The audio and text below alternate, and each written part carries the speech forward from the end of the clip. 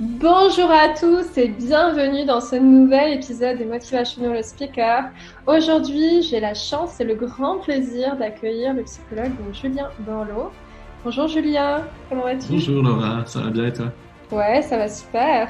Donc Julien, est-ce que tu peux commencer par nous expliquer juste un petit peu ce que tu fais, voilà, sur quoi tu travailles exactement? Alors oui, merci déjà beaucoup pour l'invitation. C'est toujours un plaisir de pouvoir échanger sous ce format-là. Donc moi je suis psychologue et clinicien de formation et puis j'habite à Lausanne en Suisse. Et je travaille essentiellement dans ce qu'on appelle l'accompagnement bref. Donc je pratique des techniques essentiellement de coaching et d'hypnose. Je suis installé en cabinet indépendant depuis 2015-2016.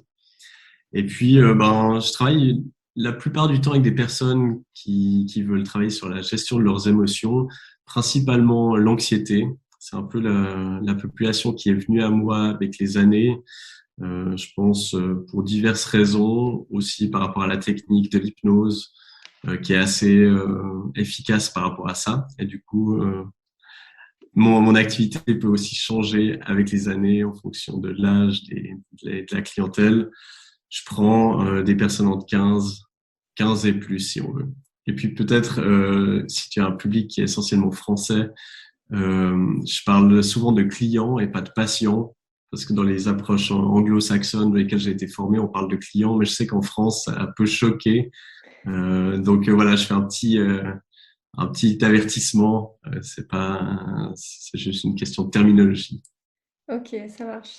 Alors, quelles sont souvent les problématiques, on va dire, auxquelles sont confrontées les personnes peut-être que tu rencontres? Tu m'avais parlé notamment du stress, de l'anxiété. Mhm. Oui, alors tout ce qui est trouble anxieux. Alors moi j'ai beaucoup de personnes qui viennent me voir parce qu'elles souffrent de crises d'angoisse. Alors ça peut être suite à des événements traumatiques, un accident. Ça peut être suite à du harcèlement scolaire dans la jeunesse ou d'autres événements de vie. Ça peut aussi des fois être de manière un peu plus insidieuse, où ça s'installe petit à petit comme un signal. Des fois c'est suite à un burn-out où tout d'un coup on développe de l'anxiété par rapport au retour au travail. Ça peut être d'autres d'autres situations. C'est ce qui rend des fois l'anxiété difficile à comprendre, c'est qu'elle peut avoir tendance à se diffuser dans les différents domaines de vie, puis on peut parfois perdre un peu son origine. Donc j'ai beaucoup de gens qui viennent pour ça, pour tout ce qui touche à la gestion des émotions. Donc j'ai aussi des personnes qui viennent par rapport à la gestion de la colère. Mm. Ça c'est souvent un peu plus les hommes qui viennent pour ça. Il peut y avoir ce qui est en lien plus avec la tristesse, donc sur tout le spectre. Hein, ça peut être suite à un deuil, suite à une rupture, ça peut aller jusque voilà, des dépressions. Et puis après, il y a toutes sortes d'autres demandes de reconversion professionnelle, mais qui sont un petit peu plus rares, dans mon cas en tout cas. Si je reprends peut-être le stress, quelle différence est-ce que tu fais peut-être, enfin l'anxiété, et justement, quelle différence tu fais entre le stress et l'anxiété? Oui, merci de poser la question parce que il y a souvent pas mal de confusion. Alors, le stress, c'est pas une émotion, c'est une réaction physiologique. Donc, c'est une réaction de notre corps face à une demande de l'environnement. Donc, je sais pas, ton chef arrive et puis te pose un énorme dossier à terminer pour 17h30 alors que c'est 17h10 et puis que toi tu as un train à prendre à 17h45, là tu vas avoir une montée de stress ce qui va mobiliser toutes tes forces face à la demande. Alors là c'est un dossier à rendre.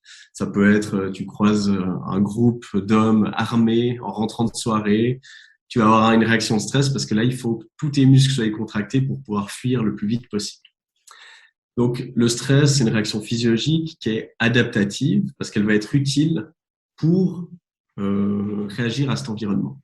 L'anxiété, c'est une émotion et puis c'est, si tu veux, une réaction de peur, mais à la place que la menace soit devant nous, que le danger soit devant nous, c'est une peur qui est face à une menace qui est anticipée.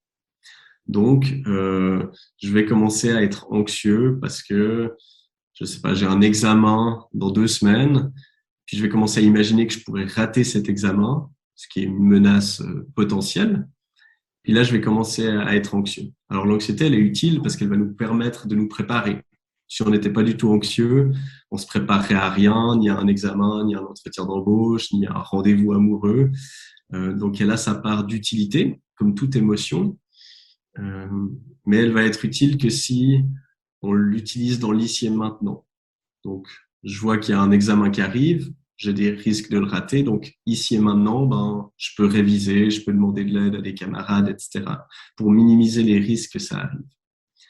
Là où ça devient souvent problématique, l'anxiété, c'est quand on refuse de minimiser le risque, mais qu'on souhaite l'annuler à tout prix, parce que ben, je peux pas annuler le risque de quelque chose qui n'est pas encore en train d'arriver.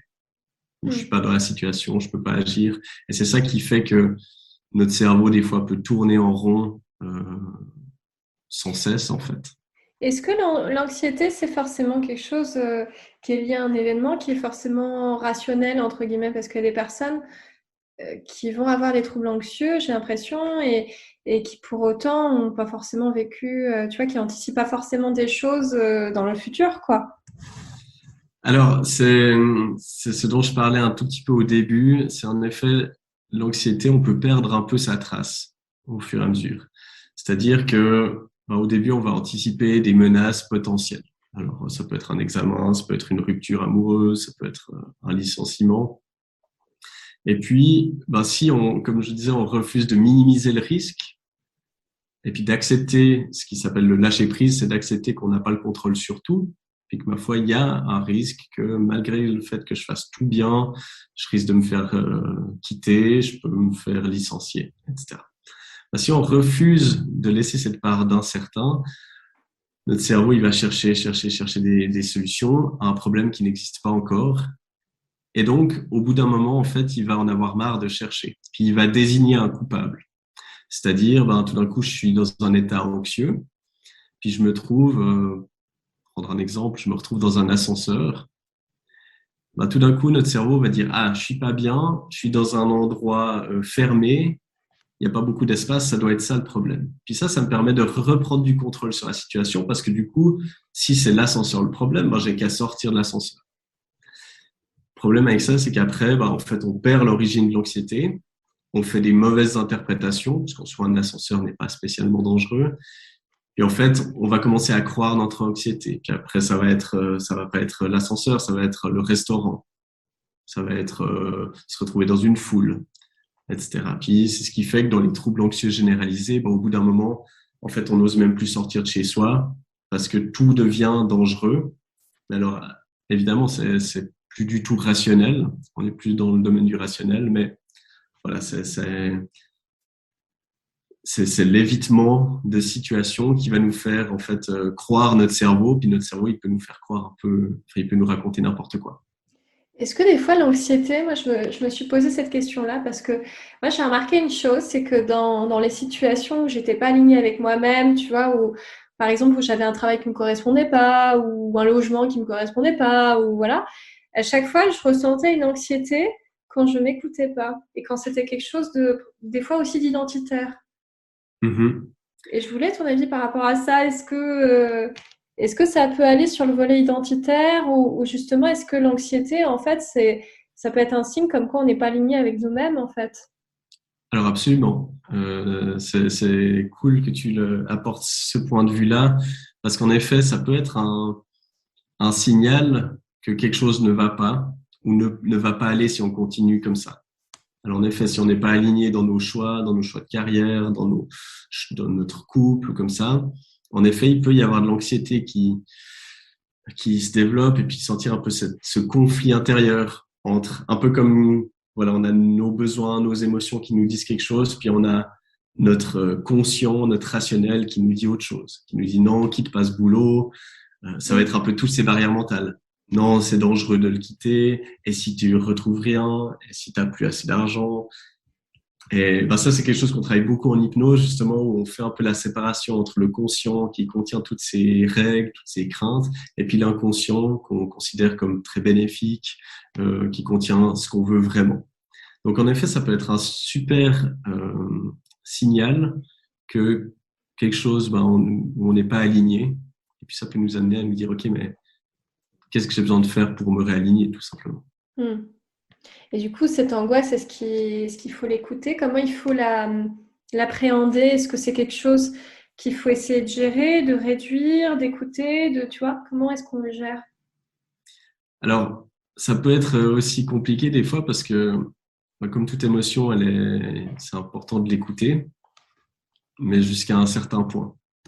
Et c'est pour ça, pour moi, c'est vraiment entraîner son attention à revenir dans l'ici et maintenant. Donc, dès que notre anxiété nous envoie un signal, il faut qu'on se dise, OK, par rapport à ça, qu'est-ce que je peux faire ici et maintenant? Alors, si je reprends ton exemple, tout d'un coup, je me sens pas aligné dans mon job, et puis tout d'un coup, je sais pas, consciemment ou pas, je commence à m'imaginer dans 10 ans, toujours à la même place, à m'ennuyer, etc. Je peux me dire, OK, par rapport à ça, qu'est-ce que je peux faire ici et maintenant? Alors, je peux commencer à me demander où est-ce que j'aimerais aller, enfin, qu'est-ce que j'aimerais faire d'autre? Je peux commencer à regarder des offres d'emploi. Je peux commencer à, je sais pas, faire un coaching d'orientation professionnelle. Je peux faire pas mal de choses. Puis des fois, on fait cette liste. Et puis au moment où on arrive à qu'est-ce que je peux faire? Rien. C'est là où on doit lâcher prise. Ça peut arriver par exemple des personnes qui sont anxieuses pour des problèmes de santé, peur de choper une maladie, peur de mourir si on va à l'extrême. Des fois, qu'est-ce que je peux faire ici et maintenant, en dehors de faire du sport, bien manger, prendre soin de moi? Rien, en fait. C'est plus en mon contrôle.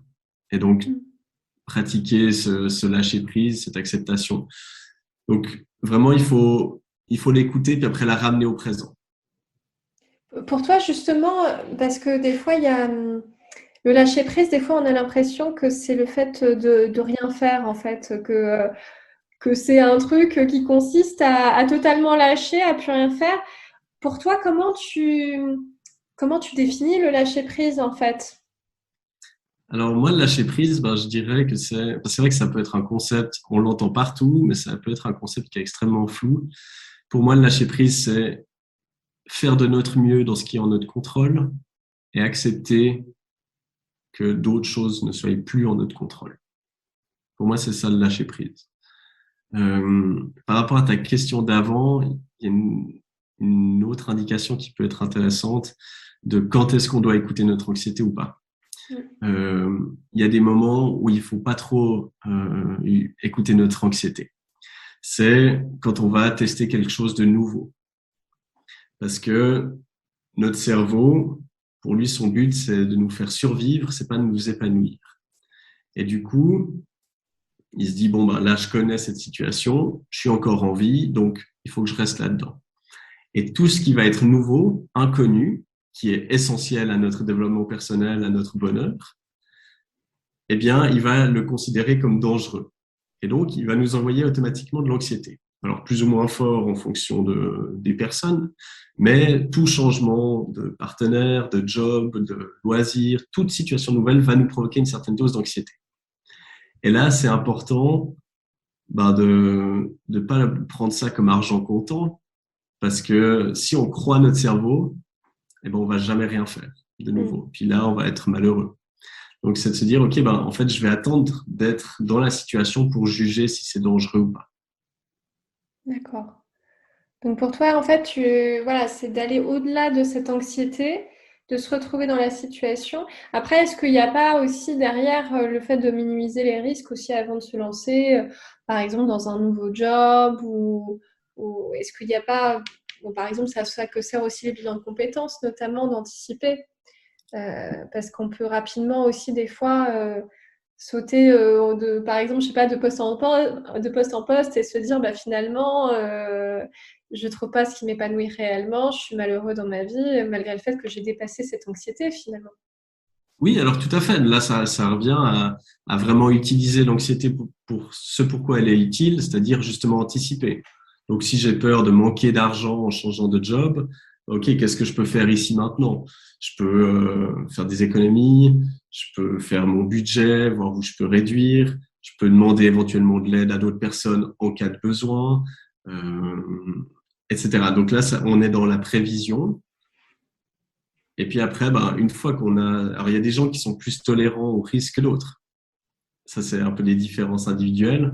Et une fois qu'on a fait ce qu'on peut, on est obligé de se lancer dans le bain pour vraiment voir ce qu'il en est.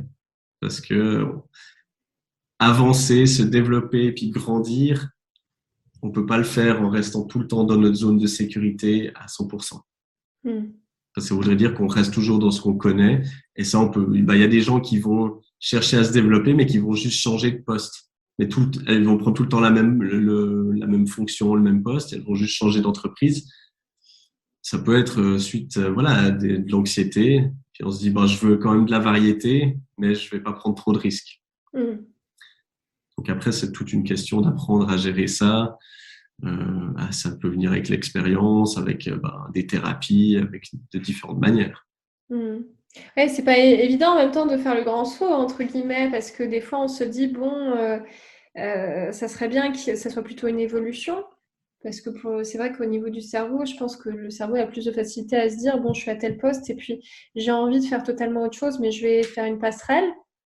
Mais bon, il y a des fois, on a besoin aussi de changements radicaux qui font qu'il n'y a pas forcément d'évolution, qu'il faut casser et puis partir sur autre chose, quoi.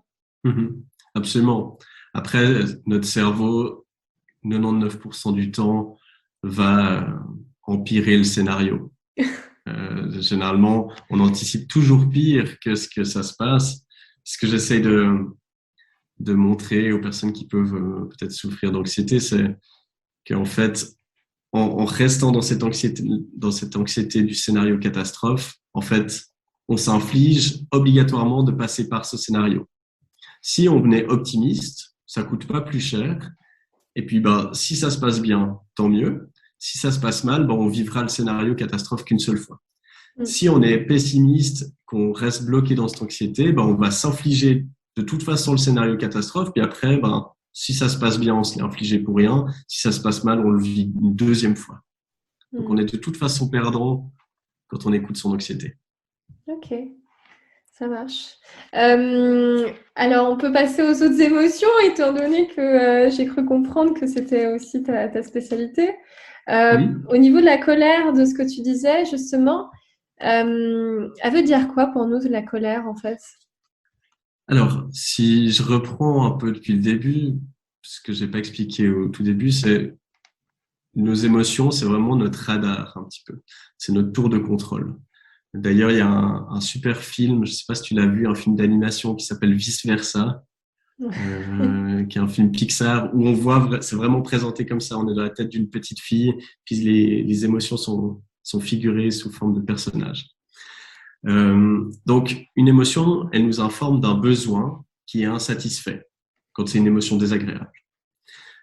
Et puis, il y a ce besoin qui est insatisfait, on reçoit le signal sous forme d'émotion, et puis dans l'émotion, il y a motion, c'est-à-dire que ça nous pousse à faire un mouvement, une action qui va remplir ce besoin. Donc, on l'a vu avec l'anxiété, ça nous indique une menace potentielle, puis ça va nous pousser à prendre des actions pour minimiser le risque que ça arrive. La colère, ça va nous indiquer un besoin de mettre des limites, nous indiquer que nos besoins n'ont pas été respectés. Donc, ça peut être un exemple tout simple. Admettons, j'attends à la poste, j'attends depuis une demi-heure, et puis tu arrives, tu me dépasses au dernier moment, tu me passes devant. Là, probablement que je vais ressentir de la colère ou de la frustration, si c'est un peu moins violent. Et puis alors là, il y a deux choix. Soit j'écoute cette émotion qui me dit, écoute, là, on n'a pas respecté tes limites ou tes besoins. Et donc, ça m'amène à remettre ces limites. Donc, si je l'écoute, je vais peut-être te taper sur l'épaule puis te dire, écoute, tu t'es bien gentil, mais moi, ça fait une demi-heure que j'attends. Je te demanderai de passer derrière moi. Et puis là, toi, peut-être que tu avais la tête ailleurs parce que je suis sûr que tu es une fille très, très bien élevée. Puis tu me dis, écoute, je suis désolé, je t'ai pas vu, puis tu viens derrière. Puis là, la colère, elle va immédiatement partir. Soit, j'ose rien dire. Je te laisse passer devant, et puis je vais essayer de te le faire comprendre, un peu en grognant, peut-être en bousculant un petit peu, toutes les manières passives-agressives qu'on pourrait imaginer. Et puis là, ça va me trotter dans la tête. Puis toute la journée, je vais me dire, mais t'es nul, t'aurais dû dire quelque chose, puis je vais peut-être raconter ça à mes amis en me disant, ah, tu sais pas quoi, il y a une fille qui m'a dépassé, etc. C'est n'importe quoi, les gens sont plus respectueux, etc. Puis en fait, je vais nourrir cette colère encore plus. Et puis là, elle risque de m'accompagner un certain temps. Puis la fois d'après où quelqu'un me fait le coup, bah, soit j'ose le dire, mais ça risque de tout sortir un peu en volcan comme ça, de toute cette frustration et cette colère accumulée. Donc, la colère, c'est un très bon. Enfin, généralement, ça commence par de la frustration, puis ça grandit en colère. C'est un très bon indicateur pour nous faire nous demander en fait, c'est quoi mes limites ou mes besoins qui sont pas respectés. Ça peut être dans le couple. Est-ce que je sais pas, j'ai pas la possibilité d'avoir un moment à moi, ou est-ce que mes demandes sont pas prises en compte? Au travail, ben est-ce que j'en sais rien. Est-ce que je dois partir plus tôt du boulot? Ou est-ce qu'il y a des tâches que je devrais peut-être pas assumer? Je suis pas suffisamment encadré, j'en sais rien. Quand quelqu'un nous parle, est-ce que quelqu'un m'a parlé de manière irrespectueuse? Dès qu'on sent cette frustration, cette colère, il faut se demander quel besoin, quelle limite n'a pas été respectée. Un autre indicateur, ça peut être aussi quand tu parlais de pas être aligné avec ce qu'on aimerait. La colère ou la frustration, elle peut grandir quand on a une image idéale de notre vie, puis ben, après, il y a notre vie réelle, puis on compare les deux. Alors, soit on peut le prendre de manière bénéfique, puis se dire, OK, ben, j'aimerais tendre vers ça, vers l'idéal, puis comment je peux faire pour m'en rapprocher, tout en acceptant que je ne contrôle pas tout et que je ne peux pas m'assurer d'y arriver. Puis là, ben, on va être plutôt dans une démarche de développement personnel. Ou bien, ben, on est dans la frustration parce qu'on n'accepte pas qu'il y ait un décalage. On va se dire, mais c'est pas juste, pourquoi moi puis on va être dans les ruminations à cause de toutes les choses dans le passé qui nous ont empêchés de devenir le professionnel, l'athlète, l'amant qu'on aimerait être, etc. Puis là, la frustration, la colère va grandir, et puis c'est ce qui donne des personnes qui parfois sont aigries, parce que pendant trop d'années, ben, elles n'ont pas vécu la vie qu'elles aimeraient, puis elles n'ont pas accepté que ça soit comme ça. D'accord. Et justement, quand toute cette colère, par exemple, va s'accumuler, qu'est-ce qui se passe en fait? Est-ce que c'est... D'ailleurs, tu parlais des proximités avec certaines émotions, notamment la frustration. C'est marrant parce que moi, quand j'ai vécu des fois de la colère, hein, ça se transformait des fois aussi en tristesse. Tu vois, ça générait d'autres émotions et c'est intéressant de voir toutes les corrélations qu'il y a entre les différentes émotions. Et quand cette colère est accumulée, comment ça se passe pour toi? Alors, c'est intéressant ce que tu dis. C'est vrai alors il peut y avoir une émotion qui en cache une autre. Il y a ça c'est plutôt des approches rogeriennes où ils parlent d'émotions primaires puis d'émotions secondaires. Alors souvent, on va retrouver cette combinaison tristesse-colère et principalement chez les hommes, ce que je remarque un peu de ma pratique, parce que la tristesse, culturellement, en tout cas dans nos cultures, pour un homme, ça pleure pas, quoi. C'est connu. On nous a éduqués comme ça, alors de moins en moins, heureusement, les mentalités changent. Donc la tristesse pour un homme, c'est pas encore trop accepté de le montrer. Par contre, la colère, ça, un homme, il a le droit d'être en colère, il a le droit d'être agressif, violent. À la limite, ça va être valorisé, suivant quel milieu, dans quel milieu on vit. Et donc, beaucoup d'hommes, souvent, vont exprimer leur tristesse avec de la colère. Donc, des fois, on peut faire un travail, c'est un travail assez thérapeutique, de justement, comme un artichaut, on enlève les feuilles, puis on va regarder ce qu'il y a au cœur réellement. Puis tant qu'on n'aura pas soigné cette tristesse, je sais pas, souvent, quand on est jeune, de ne pas avoir été valorisé, reconnu par nos parents, souvent. C'est un peu cliché ce que je dis, mais c'est souvent comme ça que ça se passe. Et ben là, tout d'un coup, la colère, elle va pouvoir s'apaiser.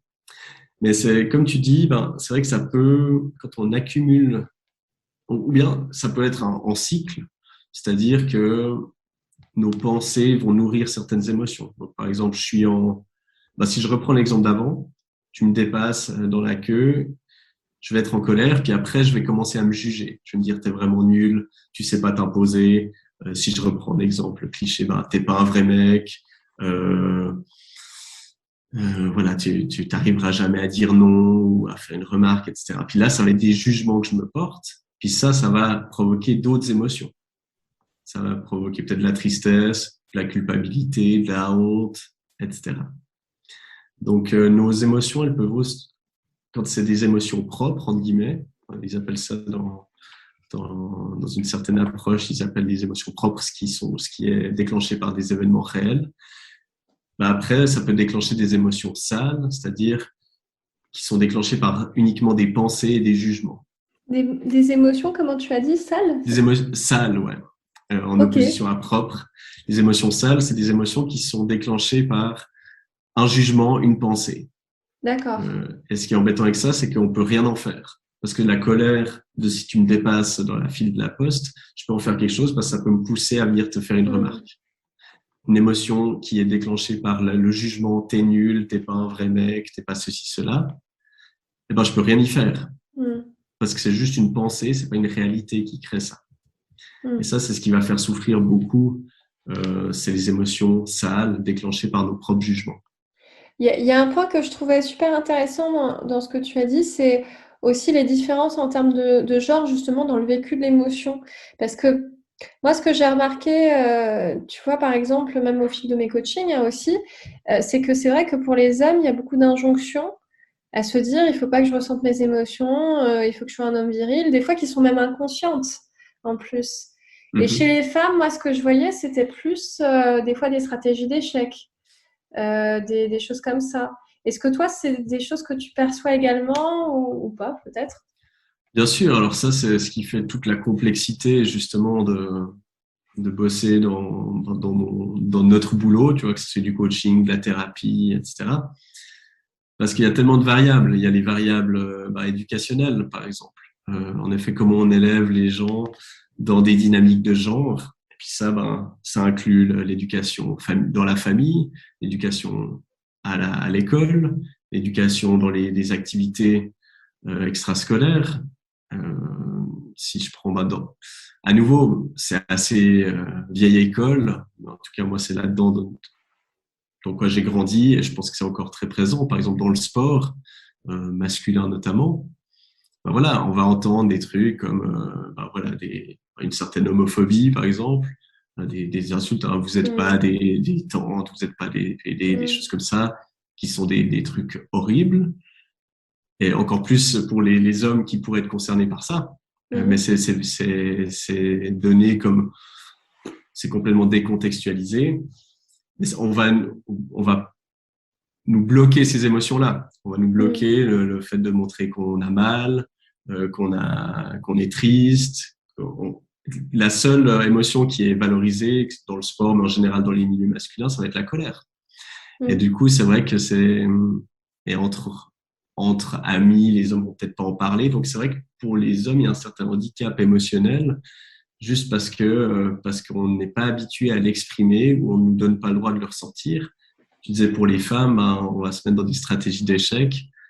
On peut aussi donner des explications éducationnelles parce que, je sais pas, au niveau du job, ben, pour une femme, on éduque des jeunes filles. Euh, voilà, c'est pas grave si elles font pas une grande carrière. Parce qu'elles peuvent, à nouveau, c'est extrêmement cliché, mais parce qu'elles peuvent s'occuper des enfants, rester à la maison. Donc, c'est pas grave si elles échouent. On va moins les pousser à l'école souvent que les hommes. Il y a moins cette dynamique de performance. Et du coup, ça peut expliquer pourquoi peut-être certaines femmes vont se réfugier dans ces stratégies-là, entre guillemets. mm. Ok. Ouais, c'est intéressant parce que finalement, on parle beaucoup, même des courants féministes, etc., comme étant quelque chose de relatif à la femme. Mais finalement, c'est des idéologies qui sont à la fois pour la femme et pour les hommes, en fait. Parce que c'est pas forcément juste non plus pour les hommes de pas avoir le droit de ressentir ses émotions. Bien sûr, alors c'est clair qu'il y a une refonte globale. Euh, et c'est pour ça que c'est important que dans le féminisme, voilà, que les hommes soient autant impliqués là-dedans.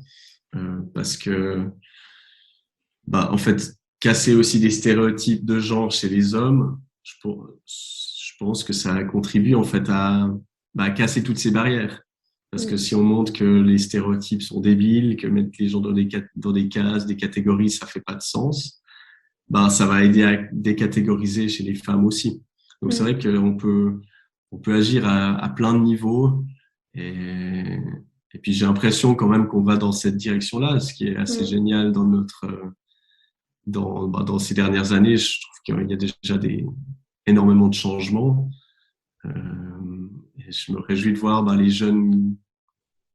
Enfin, je me réjouis de comparer, moi, un peu mon vécu avec les jeunes garçons qui naissent en ce moment pour voir ce que c'est que de grandir dans cette société, dans le sport, à l'école, etc., avec d'autres valeurs. Et je trouve toujours fascinant, j'ai beaucoup de jeunes qui viennent, qui ont peut-être 16, 17, 18 ans, ils se posent toutes ces questions par rapport au genre, l'orientation sexuelle, par rapport à l'égalité, des choses comme ça, questions auxquelles j'ai pas souvenir qu'on se posait ces questions à l'époque, quand c'était plus jeune. Ouais, ça encourage beaucoup plus à finalement assumer ce qu'on est, à être aussi authentique et puis à révéler ce qu'on est vraiment en fait. C'est un petit peu ça. Et je pense aussi, on est un peu dans l'âge d'or, je pense, du coaching, de l'accompagnement psychologique ou autre. Ça se démocratise de plus en plus, notamment à travers les réseaux sociaux, là où on s'est rencontrés comme ça d'ailleurs. Donc, ça, je trouve hyper cool aussi que très jeunes maintenant, ils prennent pas forcément rendez-vous, mais il y a des jeunes qui m'écrivent, qui ont 13, 14 ans, qui m'écrivent un message privé sur Instagram pour me demander comment ils peuvent travailler sur telle émotion, comment ils peuvent se développer, comment ils peuvent faire de la méditation. Enfin, moi, ça m'hallucine toujours. Quand j'avais 14 ans, jamais j'aurais pensé que c'était bien pour moi de faire de la méditation, tu vois. Donc, je trouve qu'il y a une jolie trend, alors qui a ses travers aussi, mais je trouve qu'il y a un joli mouvement par rapport à l'acceptation de ses émotions et au développement de soi. Ok, super, top. Bon, est-ce que tu aurais quelques conseils à donner par rapport à cette gestion des émotions, justement? Imaginons, moi, je suis hypersensible, j'arrive pas à gérer mes émotions. Tu vois, là, par exemple, je sais pas, moi, j'ai des émotions très fortes. Comment je fais pour les gérer? Mhm. Alors, je pense que le meilleur conseil, et c'est souvent par ça que je commence dans mes consultations, c'est vraiment comprendre comment elles fonctionnent, ces émotions. Donc, un peu ce que j'ai expliqué auparavant, ça va appeler, OK, quand j'ai une émotion, se demander quel est le besoin que ça m'indique. Alors, non, on pourrait commencer même par se dire, OK, cette émotion, elle est déclenchée par quoi? Est-ce que c'est quelque chose de réel, un événement, que ce soit il y a un deuil, une perte, une rupture, perte d'emploi? Est-ce que c'est parce que quelqu'un, justement, a franchi mes limites? Est-ce que c'est quelque chose que j'anticipe, qui serait une menace potentielle? OK. Si c'est ça, je peux commencer à entrer en matière.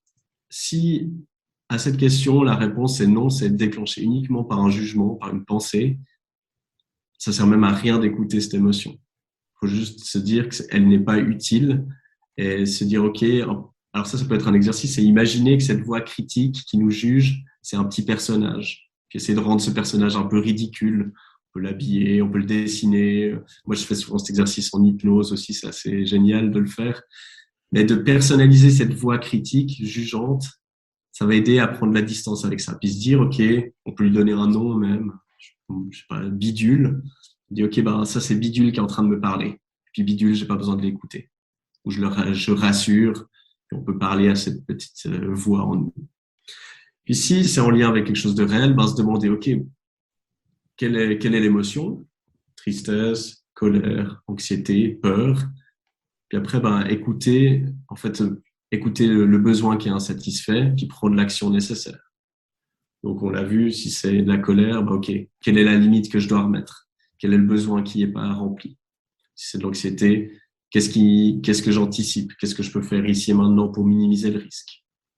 Si c'est de la peur, généralement, c'est que le danger, il est devant nous, puis là, c'est assez instinctif. Soit on combat, soit on fuit, soit on se fige. Donc ça, généralement, on n'a pas trop besoin de cogiter. Puis si c'est de la tristesse, ça nous indique une perte de quoi que ce soit. Souvent, ça nous amène à demander du soutien. Donc la pire chose à faire quand on est triste, c'est s'isoler. Parce que plus on va s'isoler, plus on va être triste. Si on demande de l'aide, du soutien, généralement, ça va s'apaiser. Puis après, c'est l'idée de dire, OK, ben, si j'ai perdu, je sais pas, mon partenaire, ma partenaire, ben, je peux pas la récupérer, généralement. Donc, si je reste là-dessus, puis je dis, ce qui me manque, c'est cette personne, ben, généralement, on va tourner en rond. Mais on peut se demander, OK, mais cette personne, elle me permettait quoi? Elle me permettait de remplir quel besoin? Ben, elle me permettait d'avoir de l'affection, du soutien. Elle me poussait, elle m'encourageait. Elle me, elle me faisait vivre différentes expériences. Puis là, dès le moment qu'on identifie ces besoins, eh bien, on peut commencer à trouver des manières alternatives de les remplir. Mmh. Donc, ça, c'est vraiment le meilleur conseil, un peu quick tips que je peux donner. C'est vraiment de réapprendre à voir nos émotions comme des indicateurs utiles. C'est pas quelque chose qui vient pour nous embêter. C'est juste un signal. Et si on l'écoute, il s'en va tout de suite. Si on l'écoute pas, c'est un peu en fait comme un petit enfant.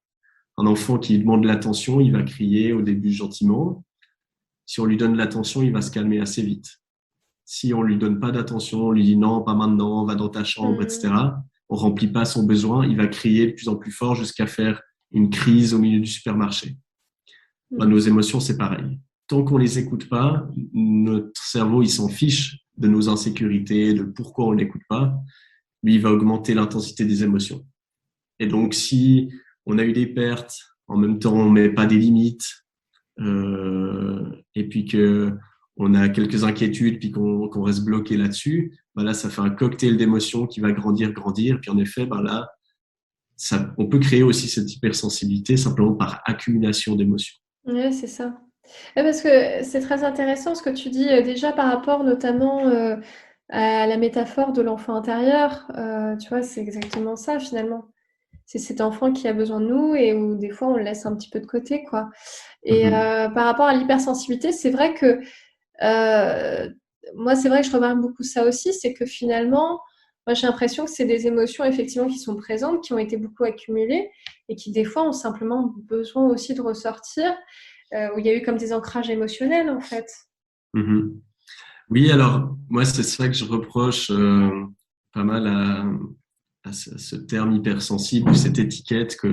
Alors, je suis déjà assez contre toute étiquette parce que je trouve qu'on a tendance à s'y conformer après. Et alors, chez les personnes hypersensibles, alors à nouveau, ben, c'est un terme qui est pas défini clairement. J'ai fait le test avant l'entretien pour voir si j'étais selon le test de Aaron. Euh, savoir si j'étais hypersensible. Alors, les critères sont extrêmement flous, extrêmement subjectifs. Et selon moi, c'est ce qui explique aussi pourquoi il y a autant d'ouvrages qui sortent là-dessus en ce moment. Enfin, il y a beaucoup de marketing autour de ça, parce qu'en fait, ça peut parler un peu à tout le monde en fonction Mmh. des critères qu'on va choisir.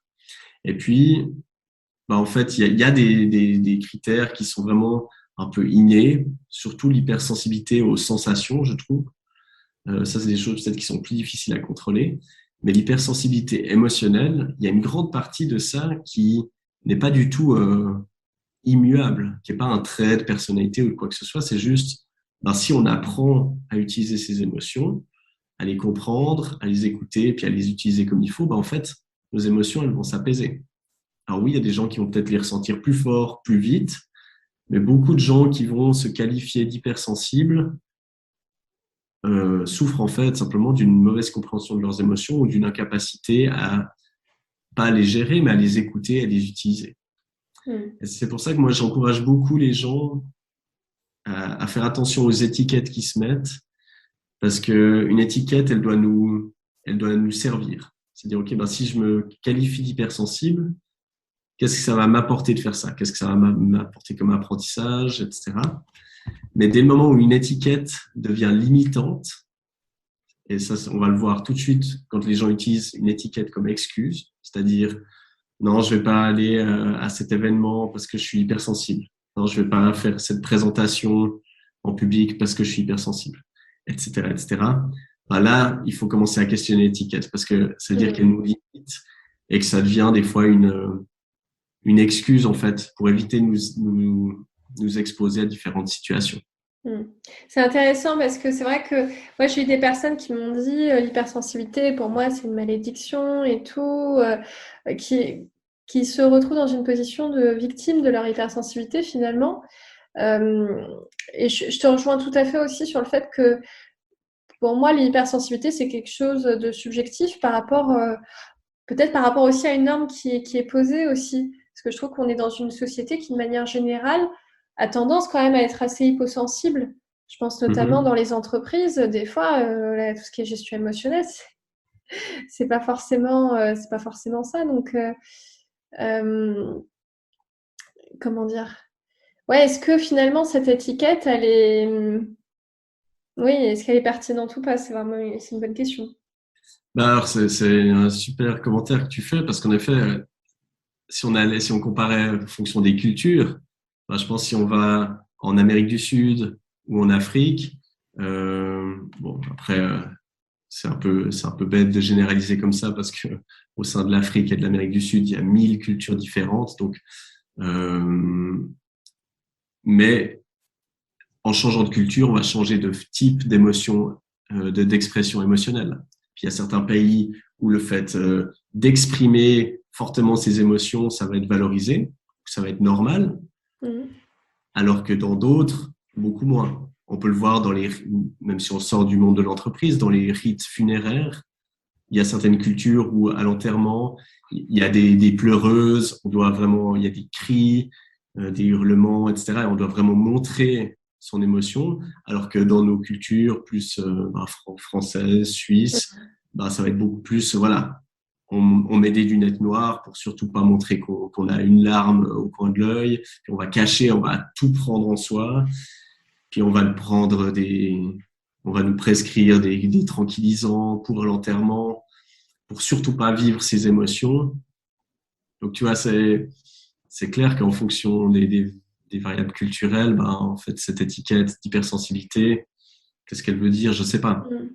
Après, à Ouais. nouveau, si ça aide des gens à mieux se connaître et à mieux travailler avec ses émotions, de se qualifier d'hypersensible, pourquoi pas? Mais Mhm. il faut faire attention à ce que ça ne devienne pas limitant, justement. C'est ça, exactement. Et d'ailleurs, moi, il y avait quelque chose qui m'avait un peu troublée, c'est que des fois, bon, en allant, en me formant sur l'hypersensibilité, hein, j'ai aussi fait des recherches, etc. Et des fois, même des psychiatres parlaient de l'hypersensibilité comme une pathologie. Mhm. Et je me suis dit, mais si je considère mon hypersensibilité comme une pathologie, est-ce que ça va m'aider à l'assumer au final? Oui, alors ça, c'est tout le problème C'est... de cet étiquetage, parce qu'en effet, il y a j'ai l'impression, en tout cas moi, dans les personnes qui se qualifient d'hypersensibles que j'accompagne, ben en effet, c'est plutôt, OK, il y a cette sensibilité, peut-être que tu vis certaines sensations plus fortes, peut-être plus, certaines émotions plus fortes, mais pourquoi est-ce que ça devrait être pathologique? Bien sûr. Ça peut être un grand atout, ça peut être dans le monde de l'art, par exemple. On peut dire, bah, en fait, non, ça permet de sublimer certaines œuvres, ça permet de vivre certaines œuvres, certains films ou certaines musiques beaucoup plus pleinement. On revient aux variables culturelles, hein. Il y a bah, une personne qui souffre de schizophrénie en Europe, elle va être mise en asile. C'est un peu un vieux terme, hein, l'asile, mais c'est un peu comme ça, c'est la vision qu'ont les gens encore. Hein, c'est voilà, Mm. on interne les gens, et puis quelqu'un qui a de la schizophrénie, il est dangereux, alors que c'est pas du tout ça. Malheureusement, c'est des clichés qui ont la vie dure. Alors que, à nouveau, si on va dans certaines cultures africaines, quelqu'un qui souffre de schizophrénie, qui a peut-être des visions, qui entend des voix, des choses comme ça va être valorisé parce qu'on va le Mm. considérer comme quelqu'un qui en fait a accès à d'autres mondes, d'autres informations que nous. Mm. Ouais, dans ce cas-là, moi aussi, je suis schizophrène.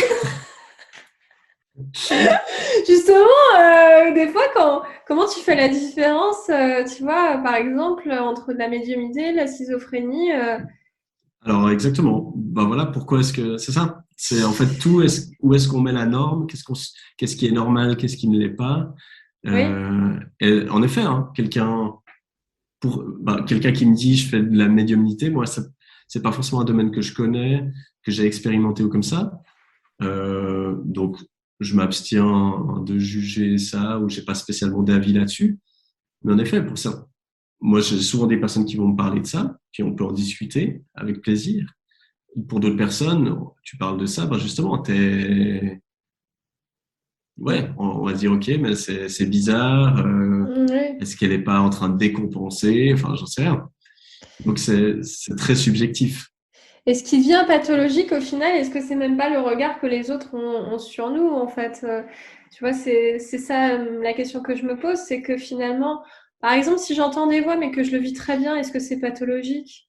Alors, ouais, c'est une très bonne question. Et c'est là toute la critique. C'est pour ça que moi, j'utilise très peu les diagnostics. Je suis très critique envers ça. Parce que voilà, les critères, le manuel diagnostique pour les psychologues, il est écrit par qui? Par les sociétés pharmaceutiques. Euh, donc, et puis voilà, et donc il y a tout intérêt à avoir tout un nombre de pathologies, parce que plus il y a de pathologies, plus il y a d'indications au traitement, plus il y a on peut chercher de médicaments supposés guérir ça. Euh, et puis c'est des critères qui, au bout d'un moment, sont arbitraires. La Mmh. dépression, ben c'est il faut avoir pendant au moins 2 semaines ces symptômes. Ok, mais alors la personne qui a pendant 12 jours qui a ces symptômes-là, est-ce qu'elle n'a pas aussi besoin d'aide? Ou un deuil Mmh. pathologique, sauf erreur, c'est au bout de 6 mois d'une certaine liste de symptômes, je ne sais plus si c'est 6 mois ou une année, mais bref, c'est considéré, à partir de cette durée-là, c'est considéré comme un deuil pathologique. Mais pourquoi est-ce que c'est 1 an et pas 1 an et 3 mois ou Mmh. 2 ans? Ouais. Enfin, qu'est-ce qui définit ça? Et c'est Et pour ça qu'il faut questionner pas mal en fait c'est complexe, ces hein. diagnostics. C'est complexe parce que finalement, tu peux très bien être dans une situation, où tu vis bien en fait et où t'es pas, où c'est pas où tu vis pas comme une pathologie et puis même le fait de le vivre Mhm. comme une pathologie, je sais pas si, alors après il y a des personnes qui peut-être ont besoin de ça, je ne sais pas, de se dire: «J'ai une pathologie». Alors ça peut être aidant pour certaines personnes parce qu'elles ont besoin de mettre un nom sur les choses puis se dire bah voilà j'ai ça et donc je peux m'aider. Moi ce que je remarque souvent c'est que enfin je trouve que le diagnostic ça peut justement avoir un effet négatif pour d'autres personnes parce que justement ça va devenir une justification. Mmh. Puis ben je peux pas faire ça parce que je suis dépressif ou parce que je suis anxieux ou parce que j'ai tel ou tel type de trouble. Et puis, en fait, ça va venir limiter nos expériences Mmh.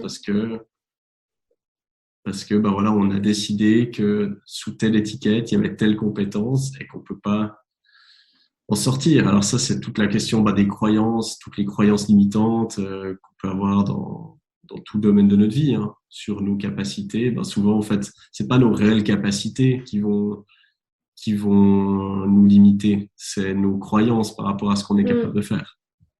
Yes. OK, super! Bon, bah, je te remercie beaucoup pour, cet échange qui était vraiment génial. Moi, j'ai beaucoup Merci. appris en tout cas et c'était vraiment très chouette. Donc encore merci. Alors Julien, s'il y a des personnes, des auditeurs qui sont intéressés, je sais pas, pour mieux te connaître, pour prendre rendez-vous avec toi, comment est-ce qu'ils font? Alors, bon, il y a plusieurs façons de le faire. Déjà, si vous voulez me trouver, je suis beaucoup sur les réseaux sociaux. Donc, vous tapez Julien Borloo, Borloz, sur Instagram, sur TikTok. C'est là où je suis le plus actif. Vous me trouverez. Puis après, il y a plusieurs façons de travailler avec moi. Il y a bah, évidemment soit en face à face pour des coachings, des accompagnements. Alors après, c'est des fois le problème entre la France et la Suisse, c'est que les tarifs sont pas les mêmes. Et du coup, pour les personnes qui sont en France ou en Belgique, par exemple, ont peut-être moins accès du coup à mes services. Mais donc, pour des personnes qui voudraient travailler d'une autre manière avec moi, ben, je mets à disposition des formations en ligne qui sont à des prix beaucoup plus bas. J'en ai quelques-unes déjà disponibles, notamment sur la gestion de l'anxiété et du stress, et une sur la gestion des émotions, justement, où j'aborde tout ce que j'ai abordé aujourd'hui, et puis bien plus en détail. Donc ça, c'est une façon de me joindre. Je pourrais te donner les références si tu veux les donner aux auditeurs. Euh, Puis voilà, faut pas hésiter à m'écrire sur les réseaux sociaux, sur mon site internet également. Ok, super. Bah, encore merci Julien du coup pour cette belle interview. Et puis bah, je vous remercie à tous pour votre écoute en tout cas. Et je vous dis à très bientôt pour un nouvel épisode des Motivational Speakers. Au revoir. Merci beaucoup.